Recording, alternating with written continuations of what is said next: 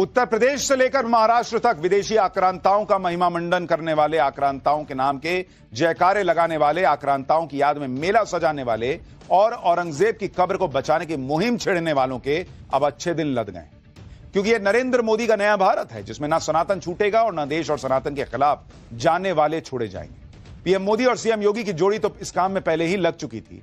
अब इस मुहिम में महाराष्ट्र के सीएम देवेंद्र फडणवीस की एंट्री हो गई। औरंगजेब प्रेमियों पर योगी और फडणवीस के डबल अटैक ने नागपुर से यूपी तक बवाल मचा रखा है, क्योंकि एक तरफ योगी आदित्यनाथ ने सनातन के सम्मान के लिए साफ साफ लकीर खींच दी है, कह दिया है कि जो भारत को लूटने वाले आक्रांताओं का महिमा मंडन करेगा वो देशद्रोही कहलाएगा। दूसरी तरफ महाराष्ट्र के सीएम देवेंद्र फडणवीस ने भी आक्रांताओं के नाम पर दंगे करने वालों के खिलाफ देशद्रोह का केस दर्ज करना शुरू कर दिया है। सीएम योगी और देवेंद्र फडणवीस को यह सब इसलिए कहना पड़ा क्योंकि पिछले कुछ दिनों से महाराष्ट्र से लेकर यूपी तक औरंगजेब और महमूद गजनवी जैसे क्रूर आक्रांताओं के समर्थन में कुछ लोग नैरेटिव सेट करने की कोशिश कर रहे हैं। योगी सरकार को आक्रांताओं की याद में लगने वाले मेले लगाने से रोकने पर जंग छिड़ने का चैलेंज दिया जा रहा है। महाराष्ट्र में औरंगजेब की कब्र को बचाने के लिए बवाल हो रहा है। पहले इस दोनों ही जगह जो बवाल हो रहा है उसकी एक झलक देखिए, फिर आपको नागपुर हिंसा के पाकिस्तान और बांग्लादेश कनेक्शन पर हुए बड़े खुलासे की भी बात बताऊंगा।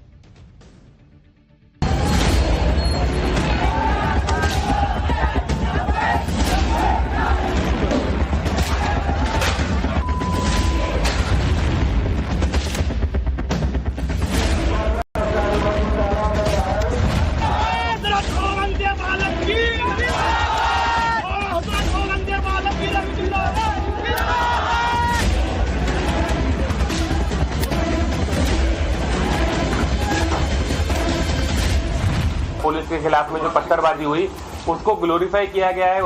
मैं भी आऊंगा और मेरा बेटा भी आएगा उस औरंगजेब की कब्र का नामो निशान मिटाने।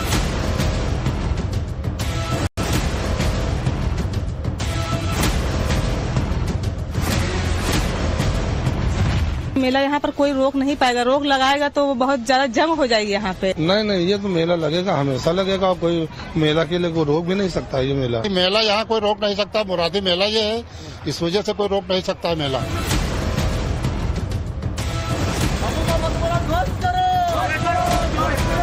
आक्रांता का महिमा मंडन का मतलब देशद्रोह की नींव को पुख्ता करना और स्वतंत्र भारत ऐसे किसी देशद्रोही को स्वीकार नहीं कर सकता है।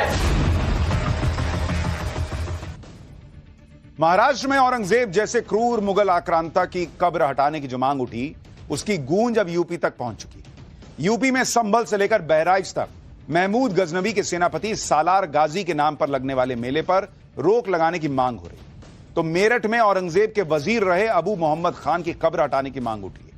योगी सरकार ने विरोध के बाद जब संभल में प्रशासन ने सालार गाजी की याद में लगने वाला नेजा मेला उस पर रोक लगाई, तो उसके बाद भदोही, जौनपुर, बहराइच समेत यूपी के कई शहरों में इन आक्रांताओं के नाम पर लगने वाले मेले को रोकने की मांग जोर पकड़ने लगी। सालार मसूद गाजी की याद में किए जाने वाले आयोजनों पर रोक लगाने की मांग को लेकर हिंदू संगठन प्रशासन से लगातार मांग कर रहे हैं।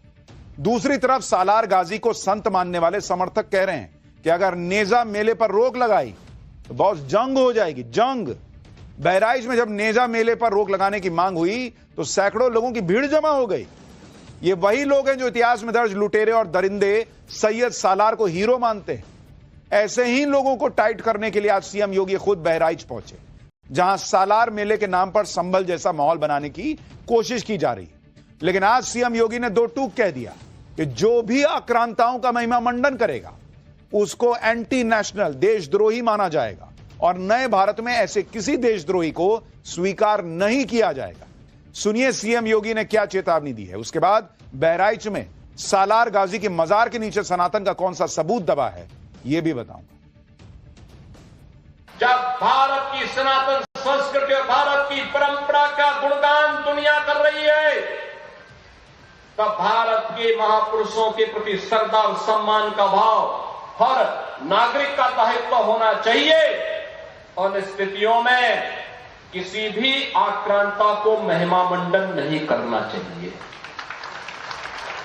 आक्रांता का महिमा मंडन का मतलब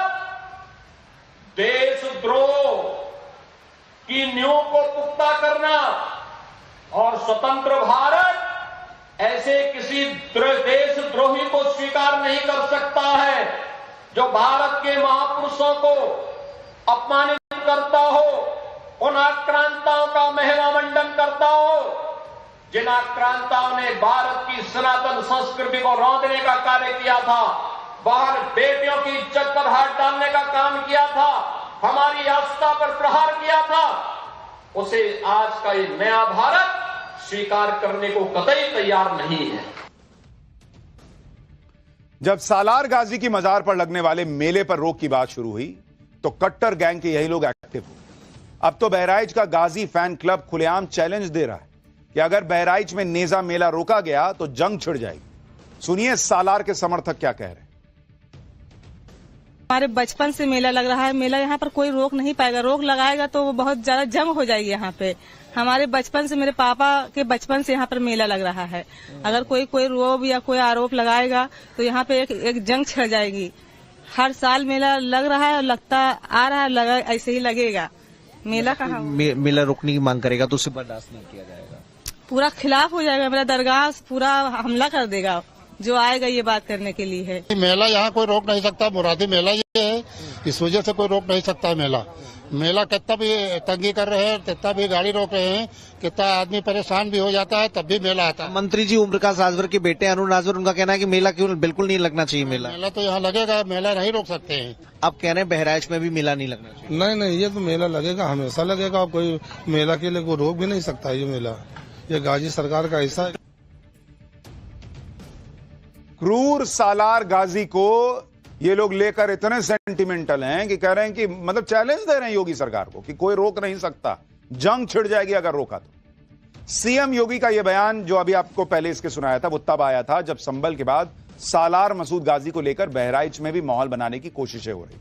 लेकिन यहां पर विरोध करने वालों का दाव उल्टा पड़ता दिख रहा है, क्योंकि बहराइच में दबा हुआ सनातन का इतिहास संभल की तरह ही बाहर आ रहा है।